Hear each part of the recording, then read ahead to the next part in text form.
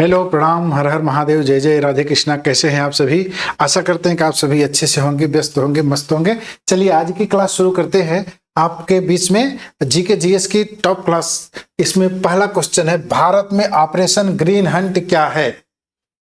कश्मीर में आतंकवाद विरोधी अभियान, नक्सल विरोधी अभियान, मादक पदार्थों की तस्कर विरोधी अभियान या एंटी पायरेसी। तो आप लोगों की जानकारी के लिए बता दें, ऑपरेशन ग्रीन हंट जो है वो नक्सल विरोधी अभियान है। जितने भी भारत के नक्सल प्रभावित बेल्ट हैं उन सब में नक्सल गतिविधियों को नेस्तनाबूद करने के लिए, समूल नाश करने के लिए भारत सरकार का ऑपरेशन ग्रीन हंट है, जो कि नक्सलवाद को खत्म करने के फील्ड में काम करता है। चलिए नेक्स्ट क्वेश्चन पे चलते हैं। थोक मूल्य सूचकांक का पूर्ण रूप है whole price index, wall price index, whole figure index या होलसेल प्राइस इंडेक्स।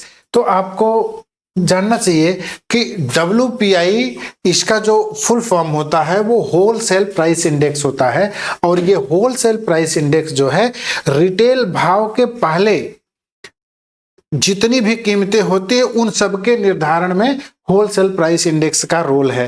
ठीक है, होलसेल प्राइस इंडेक्स का देखिए, इसका होलसेल का W, प्राइस का P और इंडेक्स का I, तीनों मिलाकर के WPI हो गए। ये होलसेल प्राइस इंडेक्स के शॉर्ट फॉर्म है।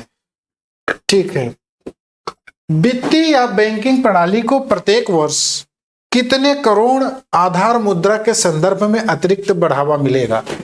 कितना का? 4 से 5 लाख, 1 से 2 लाख, 10 से 11 लाख या 7 से 8 लाख। तो आपको जानना चाहिए कि वित्तीय या बैंकिंग प्रणाली को प्रत्येक वर्ष 4 से 5 लाख, 4 से 5 लाख आधार मुद्रा के संदर्भ में अतिरिक्त बढ़ावा मिलेगा। कितना? 4 से 5 लाख। चलिए नेक्स्ट चलते हैं। कौन सी अंतरराष्ट्रीय संधि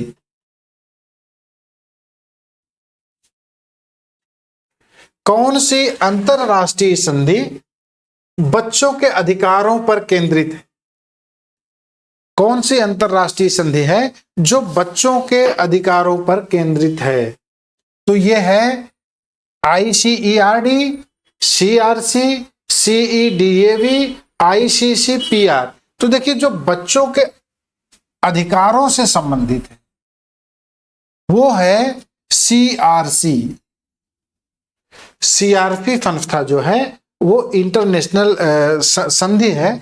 ये संधि जो है वो बच्चों के अधिकारों से संबंधित है, बच्चों के अधिकारों पर काम करती है। बच्चों को शिक्षा, मतलब उनकी सामाजिक, आर्थिक, राजनैतिक और शैक्षिक, सामाजिक, आर्थिक, राजनैतिक और शैक्षिक पहलुओं पर CRC संस्था बच्चों के अधिकारों के हेतु काम करती है। ठीक है, चलिए नेक्स्ट चलते हैं। भारतीय गैस एक्सचेंज पर घरेलू गैस का व्यापार करने वाली पहली कंपनी बनी गेल, भारत पेट्रोलियम, ONGC और इंडियन ऑयल।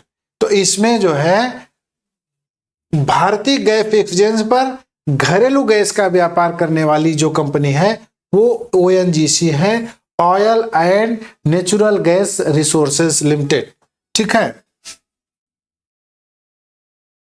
ONGC कंपनी है। इसने क्या किया, गोदावरी बेसिन के 98.2 जो गोदावरी बेसिन में जो गैस थी उसको इन्होंने पहली बार ऑनलाइन बेचा। ठीक है, तो आपसे पूछा जाए कि ऑनलाइन पहली बार गैस एक्सचेंज, घरेलू गैस का व्यापार करने वाली पहली कंपनी कौन है? तो वो आपकी ONGC है। चलिए नेक्स्ट पे चलते हैं। सार्क का अर्थ क्या है? South Asian association for regional cooperation, south African association for regional cooperation, south east Asia association for regional cooperation, south west Asian association for the regional cooperation. तो इसमें देखिए जो सार्क का फुल फॉर्म है वो south Asian association for regional cooperation. ये south Asia के जो देश है उनके बीच के पारस्परिक संबंधों को बढ़ावा देने के लिए एक संगठन है। इस संगठन में 8 देश शामिल हैं। ये सारे देश जो है, और इसका मुख्यालय जो है काठमांडू में है। सार्क का मुख्यालय कहाँ है? काठमांडू में है। काठमांडू में सार्क का मुख्यालय है। ठीक है, चलिए नेक्स्ट क्वेश्चन पे चलते हैं। ओटीटी सीरीज दिल्ली क्राइम का निर्देशन किसने किया? ओटीटी सीरीज दिल्ली क्राइम का निर्देशन किसने किया? निखिल आडवाणी, हंसल मेहता, ऋषि मेहता या विशाल भारद्वाज? तो देखिए जो ओटीटी प्लेटफॉर्म है, ओटीटी सीरीज है, वो दिल्ली क्राइम जो है वो महिला पर होने वाले जो अपराध हैं उन अपराधों पर आधारित एक सीरीज है। और इस सीरीज का जो निर्देशन किया वो ऋषि मेहता ने किया। किसने किया? ऋषि मेहता ने किया, है ना। चलिए अगले क्वेश्चन पर चलते हैं। आईटीसी का फुल फॉर्म क्या है? आईटीसी का फुल फॉर्म क्या है? Internal tax commerce, input tax credit, international tobacco company, internal trade commerce. तो ये देखिए इनपुट टैक्स क्रेडिट, आईटीसी का जो फुल फॉर्म है वो international tobacco company, international tobacco company ITC का फुल फॉर्म है। क्या है? International tobacco company. ठीक है, चलिए नेक्स्ट चलते हैं। भारत में राष्ट्रीय दुग्ध दिवस किस महीने में मनाया जाता है? भारत में राष्ट्रीय दुग्ध दिवस किस महीने में मनाया जाता है? सितंबर में मनाया जाता है, नवंबर में मनाया जाता है, दिसंबर में या जून में? तो देखिए भारत में राष्ट्रीय दुग्ध दिवस जो है वो 14 नवंबर को मनाया जाता है। कब मनाया जाता है? 14 नवंबर को। और ये 14 नवंबर जो है वर्गीज कुरियन जो है उनके याद में उनको एक श्रद्धांजलि अर्पित करने के रूप में ये राष्ट्रीय दुग्ध दिवस मनाया जाता है 14 नवंबर को। क्योंकि ऑपरेशन फ्लड में वर्गीज कुरियन का बहुत बड़ा योगदान रहा, जिसकी वजह से हम आज दुग्ध उत्पादन में आत्मनिर्भर ही नहीं, हम निर्यात भी कर रहे हैं। हमारे पास दूध का प्रोडक्शन बहुत ज्यादा है ना। चलिए नेक्स्ट चलते हैं। राष्ट्रीय राजमार्ग अधिनियम 1956 किस कर नीति पर लागू होता है? तो जो राष्ट्रीय राजमार्ग अधिनियम 1956 है वो टोल टैक्स पर लागू होता है। किस पे? टोल टैक्स पे लागू होता है। किस पे लागू होता है? टोल टैक्स पे, है ना। जो सड़क शुल्क अधिनियम है वो और राष्ट्रीय राजमार्ग अधिनियम, ये दोनों मिल करके टोल टैक्स नियम बना है और उससे जो है टोल टैक्स वसूला जाता है ना। चलिए गैलीलियन उपग्रह किस ग्रह के हैं? गैलीलियन उपग्रह किस ग्रह के हैं? नेपच्यून के हैं या शनि के हैं या बृहस्पति के हैं या अरुण के हैं? तो देखिए गैलीलियन उपग्रह जो है ये बृहस्पति के हैं। किसके हैं? बृहस्पति के उपग्रह हैं। और बृहस्पति के उपग्रह में 4 चंद्रमा हैं और इन्हीं 4 चंद्रमा को, बृहस्पति के 4 चंद्रमा हैं, इन्हीं 4 चंद्रमा को गैलीलियन उपग्रह कहे जाते हैं। और ये गैलीलियन उपग्रह क्यों कहे जाते हैं? कि महान खगोल शास्त्री गैलीलियो ने बहुत पहले इसको देख लिया था और उनके सम्मान में यह गैलीलियन नाम दिया गया है। और गैलीलियन उपग्रह किससे जुड़ा है? तो बृहस्पति से जुड़ा है ना। चलिए लोकसभा भंग करने की शक्ति किसके पास है? लोकसभा भंग करने की शक्ति जो है राष्ट्रपति के पास है या लोकसभा अध्यक्ष के पास है या मुख्य न्यायाधीश के पास है या प्रधानमंत्री के पास है? तो लोकसभा भंग करने की जो शक्ति है वो राष्ट्रपति के पास है। वो प्रधानमंत्री की सलाह पर या प्रधानमंत्री के इस्तीफे पर खुद से निर्णय ले सकते हैं लोकसभा भंग करने का। ठीक है, लोकसभा भंग करने की शक्ति अगर पूछा जाए किसके पास है, तो राष्ट्रपति के पास है। ये प्रधानमंत्री से सलाह मशविरा करके या प्रधानमंत्री के इस्तीफे पर लोकसभा भंग करने की शक्ति रखते हैं, और ये इरिवर्सिबल होती है, मतलब उसमें फिर कोई चेंजिंग नहीं हो सकता है ना, वो तत्काल प्रभाव से प्रभावी हो जाएगा और उसमें फिर कोई चेंजेस नहीं हो सकते हैं। तो लोकसभा भंग करने की शक्ति किसके पास है, राष्ट्रपति के पास है। नेक्स्ट क्वेश्चन है, मनरेगा की विशेषता क्या है। मनरेगा जो है वो ग्रामीण रोजगार से संबंधित है।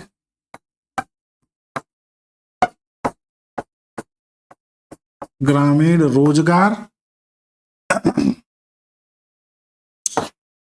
वित्तीय सहायता,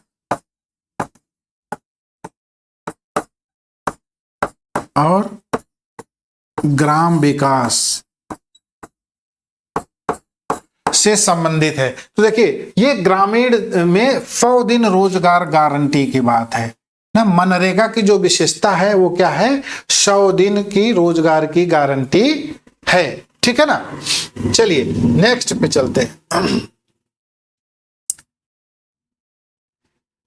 एशियन एक्ट ईस्ट नीति का उद्देश्य क्या है।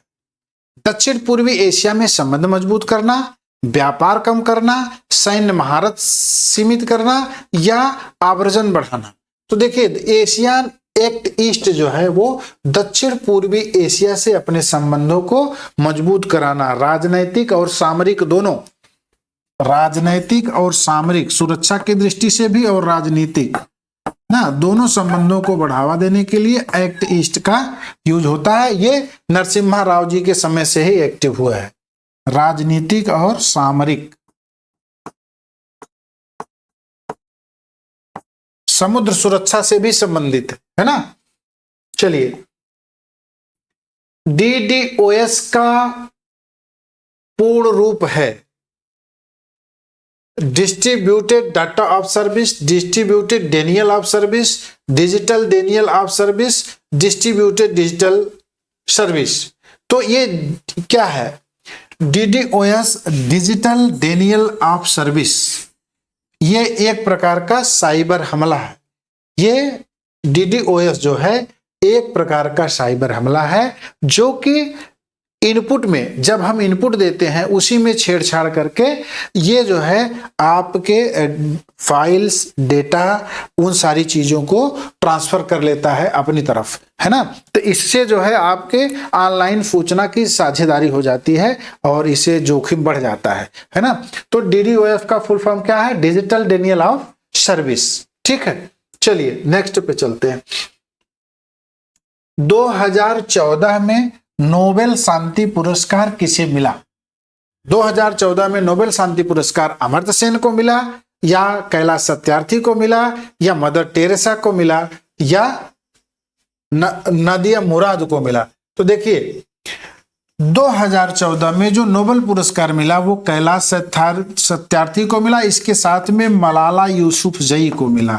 मलाला यूसुफजई ये पाकिस्तान की है ना। ये भी बाल अधिकारों के और बाल शिक्षा की लड़ाई से जुड़ी रही पाकिस्तान में, और कैलाश सत्यार्थी जी भी बाल शिक्षा और बाल अधिकारों की लड़ाई लड़े। दोनों लोगों को 2014 में संयुक्त रूप से शांति का पुरस्कार दिया गया, कैलाश सत्यार्थी और मलाला यूसुफजई को। ठीक है, अमर्त्य सेन को अर्थशास्त्र के फील्ड में नोबेल पुरस्कार मिला है, मदर टेरेसा को शांति का पुरस्कार मिला है सेवा भाव के लिए। ठीक है,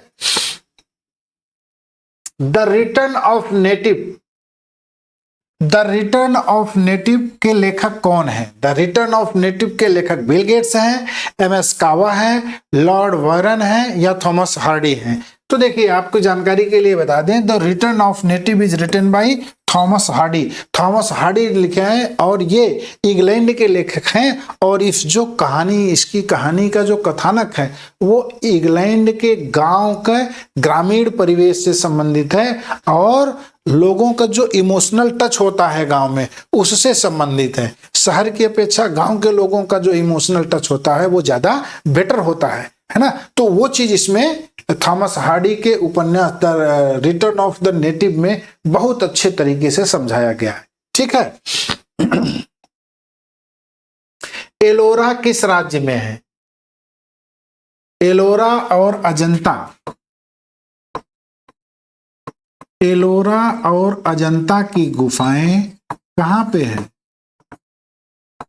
एलोरा और अजंता ये दोनों गुफाएं जो हैं महाराष्ट्र में हैं और ये जो है सबसे बड़ा रॉक कट डिजाइन है, मतलब बहुत बड़े पत्थर को काट करके ये गुफाएं बनाई गई हैं जिसमें कि तमाम तरह के जो मठ होते हैं वो सब वहां पे डिजाइन है। ठीक है ना। और महाराष्ट्र में एलोरा और अजंता की जो गुफाएं इसमें तमाम तरह के पत्थर पर चित्रकारी की गई है, उकेरा गया है, उसको डिजाइन किया गया है जो कि आध्यात्मिकता से भी जुड़ी है और हमारे डेली लाइफ से जुड़ी है, हमारी मनोभावों से जुड़ी है ना। ये बहुत ही किसी के मनो को भावों को समझने के लिए ये गुफाएं बहुत काम की हैं, है ना। आदमी के चित्त में क्या क्या चलता रहता है, किन चीजों पे ज्यादा फोकस रहता है, खास करके काम पर ज्यादा आदमी फोकस रहता है। इनडायरेक्टली दिखने में बाहर दिखता नहीं, लेकिन आदमी धीरे धीरे वो काम की तरफ फोकस होता है, तो काम से संबंधित जो चित्र है वो सब यहाँ पे मिलेंगे, है ना। नीति विज्ञान क्या है बताइए? नीति विज्ञान क्या है? नीति विज्ञान जो है वो पशु व्यवहार वैज्ञानिक है, मानव व्यवहार वैज्ञानिक है, या वनस्पति विज्ञान वैज्ञानिक है, या लोकाचार वैज्ञानिक है। तो जो नीति विज्ञान है, ये नीति विज्ञान जो है वो मानव व्यवहार वैज्ञानिक है। नीति विज्ञान जो है मानव व्यवहार पे जुड़ा हुआ है। ठीक है। वनस्पति वैज्ञानिक दूसरे होते हैं, लोकाचार वैज्ञानिक दूसरे होते हैं, पशु व्यवहार वैज्ञानिक दूसरे होते हैं, लेकिन जो नीति विज्ञान है वो मानव व्यवहार से संबंधित वैज्ञानिक हैं और मानव व्यवहार का अध्ययन करते हैं और मानव व्यवहार की अच्छाइयों को और मानव व्यवहार में मतलब इनोवेशन करते हैं, नई नई खोजें करते हैं कि कौन सा मानवीय व्यवहार पूरे मतलब इस संसार के लिए बेहतर होंगी, उस पे काम करते हैं, है ना। उत्तर प्रदेश का पारंपरिक नृत्य रूप क्या है? कथक है या गरबा है या छऊ है या कुचिपुड़ी है? तो उत्तर प्रदेश का जो पारंपरिक नृत्य है वो कथक है। कथक जो है किससे बना है? कथा से बना है ना। ये इसमें पौराणिक कथाओं का आख्यान होता है और उस कथा के संबंध में पैरों के माध्यम से, पैरों के हलन चलन से, पैरों की गतिविधियों से और हाथों की गतिविधियों से नृत्य के रूप में कथा को व्यक्त करते हैं, है ना। और ये उत्तर प्रदेश में इसका विकास हुआ है और उत्तर प्रदेश का ये पारंपरिक नृत्य है। अब आता है PMFBY क्या है? प्रधानमंत्री फसल बीमा योजना क्या है? जैविक खेती है, ग्रामीण विकास है, फसल बीमा योजना है या सहकारी उत्पादन है? तो देखिए प्रधानमंत्री फसल बीमा योजना जो है वो फसल बीमा योजना से संबंधित है और ये फसल बीमा योजना बहुत कम कीमत पर किसानों को साल भर फसल बोने से कटने तक जो भी फसल को जोखिम है उसको कम करने की दिशा में काम करते हैं और वे एक बहुत निश्चित शुल्क में फसल बीमा होती है। और फसल बीमा होने पे जैसे जो प्राकृतिक आपदा आई फसल पे, उस आपदा से किसान को छुटकारा मिलता है, नुकसान होने पे उसकी भरपाई होती है ना। चलिए इसके बाद आता है सोशल मीडिया पर वेरीफाइड अकाउंट क्या दर्शाता है? सोशल मीडिया पे जो वेरीफाइड अकाउंट है उसका मतलब होता है खाता आधिकारिक है, फॉलोअर्स अधिक है, या विज्ञापन के लिए या स्वतः प्रमाणित है। है ना। तो ये देखिए खाता आधिकारिक है, क्या है, खाता आधिकारिक है, क्या है, खाता आधिकारिक है।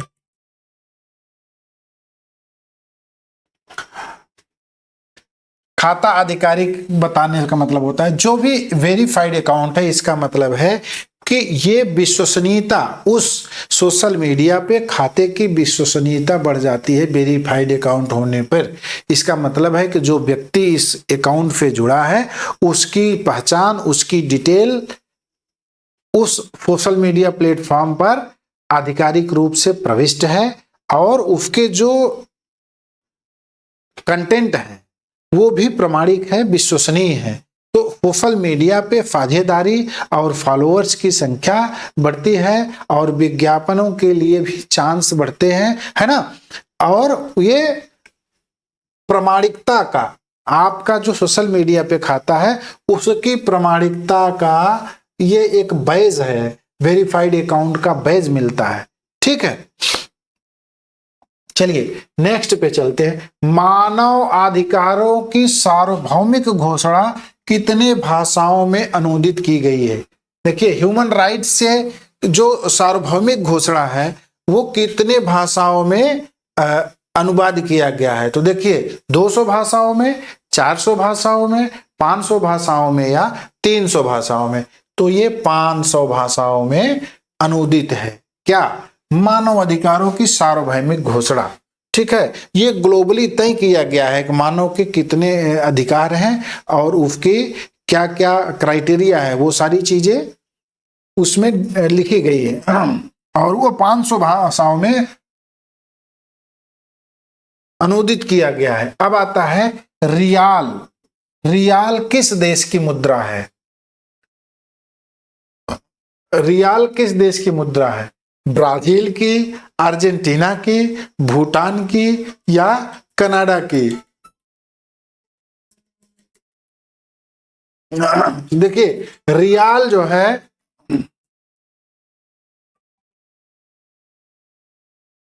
रियाल वो ब्राजील की मुद्रा है। कहां की मुद्रा है, ब्राजील की मुद्रा है। कहां की मुद्रा है, ब्राजील की। और चलिए नेक्स्ट पे चलते हैं। लुक ईस्ट नीति का उद्देश्य क्या है, लुक ईस्ट नीति का उद्देश्य क्या है, कृषि विकास, यूरोपीय व्यापार, सांस्कृतिक संबंध या दक्षिण पूर्व एशिया में संबंध मजबूत। अभी पहले आपको बताया जा चुका है, वही क्वेश्चन है।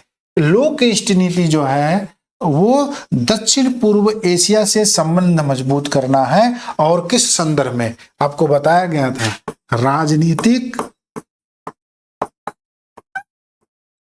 और सामरिक,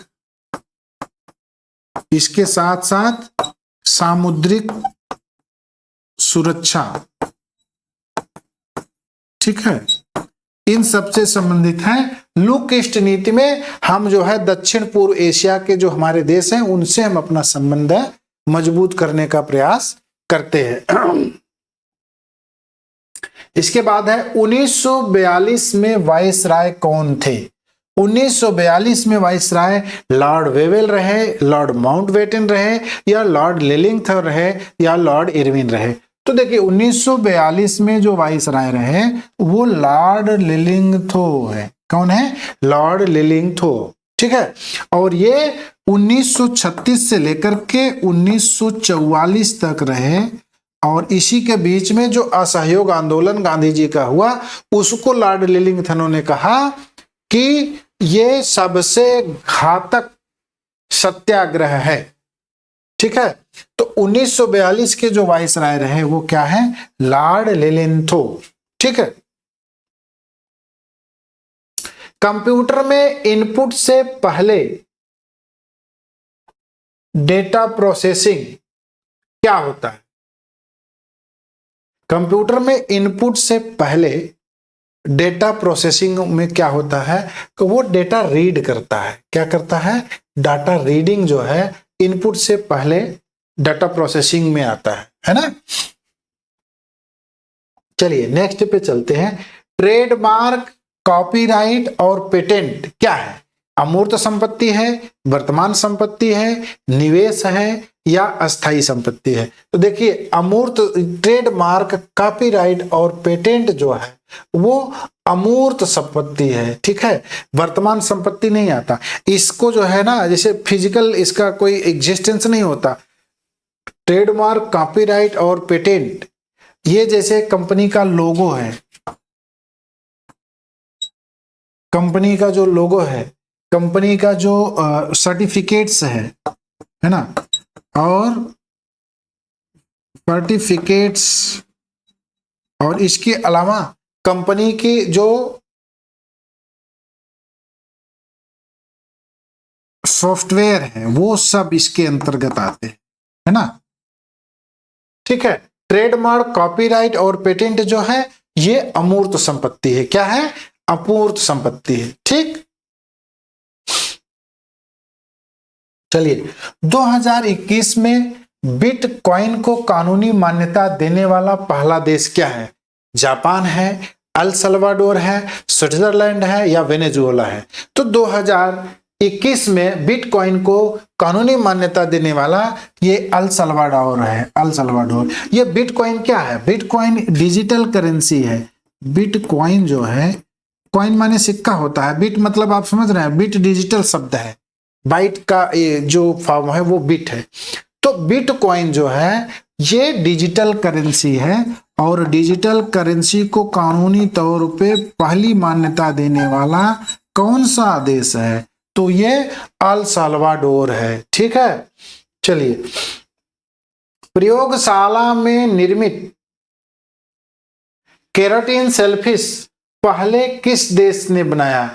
प्रयोगशाला में निर्मित केराटिन सेलफिश जो है वो फर्स्ट ऑफ ऑल यूएसए ने किया। किसने किया? यूएसए ने, ठीक। चलिए, धूम्रपान निषेध दिवस कब? धूम्रपान निषेध दिवस जो है वो मार्च के पहले सोमवार को होता है। कब होता है? मार्च के पहले सोमवार को होता है, ठीक। इसके बाद आता है भारत का सबसे बड़ा संग्रहालय। राष्ट्रीय संग्रहालय दिल्ली, छत्रपति शिवाजी महाराज वस्तु संग्रहालय, सालार जंग संग्रहालय, भारतीय संग्रहालय कोलकाता। तो इसमें देखिए जो भारत का सबसे बड़ा संग्रहालय है वो भारतीय संग्रहालय कोलकाता है। कौन सा है? भारतीय संग्रहालय कोलकाता, ठीक है। अब इसी के साथ आज की जीके जीएस की क्लास खत्म होती है। आप लोगों को ये क्लास कैसी लगी जरूर कमेंट करिएगा और बताइएगा। आपको अच्छा लगा है तो भी, अगर कहीं पे कोई कमी रह गई तो भी हम उसको जरूर ध्यान में रखेंगे, ठीक है। धन्यवाद। आप सब खुश रहिए, मस्त रहिए और ऐसे ही लगन से पढ़ते रहिए।